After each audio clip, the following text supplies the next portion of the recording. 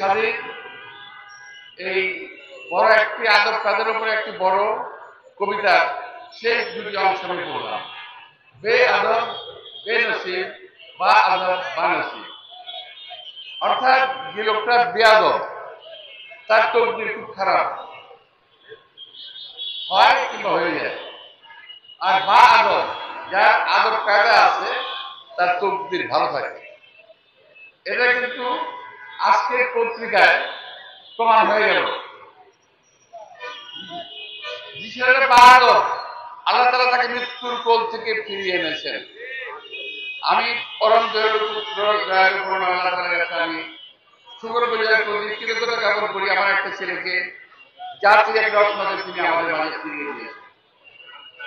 পত্রপত্রিকা দেখেছি, যা শুনেছি, তাতে তার ফেরত আসার কথা না। এবং এমনই একটা হসপিটালে তার স্টেন্ডিং করা হয়েছে, রিং লাগানো হয়েছে, যে অত্যন্ত অখ্যাত একটি হসপিটাল গ্রামে। সে ডাক্তারই বলেছে যে আমরাও ভাবতে পারি নাই যে এত বড় একটা কাজ আমাদের হাত দিয়ে হয়ে যাবে। ডাক্তারই বলেছে। প্রিয় ভাইরা, এটা হলো যাদের আদব কায়দা আছে তাদের লক্ষণ। যারা বেয়াদব তাদের লক্ষণটা কি আমি বললাম না। সমস্ত নামি দামি ক্রিকেটাররা ওই হোটেলে ছিল। তামিম ছিল, সাকিব ছিল, আরো দু একজন। তো ওখানে আমি খেয়াল করেছি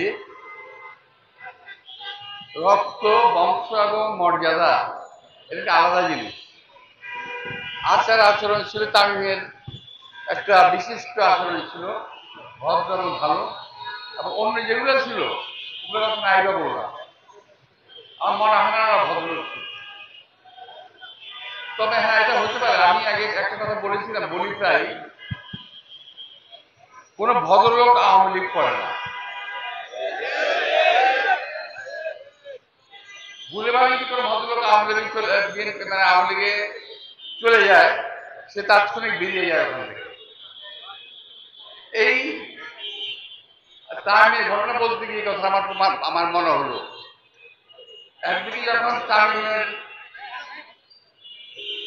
এই দুর্ভাগ্যজনক সংবাদ পেপারে দেখলাম, পাশাপাশি আরেকজনের সংবাদ পেপারে দেখলাম একজনের টাকা বাজেয়াপ্ত হয়েছে, আরেকজন হাসপাতালে মৃত্যু নিয়ে পাঞ্জাবে।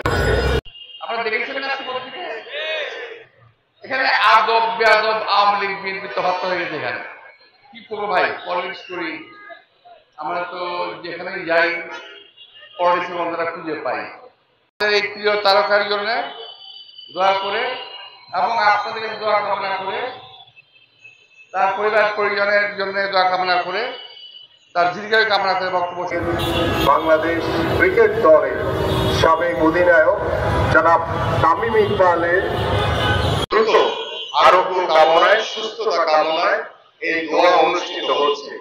আমাদের মাননীয় ভারপ্রাপ্ত চেয়ারম্যান মহোদয় তামিম ইকবাল যখন অসুস্থ হয়, তাৎক্ষণিকভাবে তার পরিবারের সাথে কথা বলে, তার পরিবারের সকলের সাথে কথা বলে তামিম ইকবালের সুস্থতা এবং তার অসুস্থতার সার্বিক খোঁজখবর তিনি নিয়েছেন।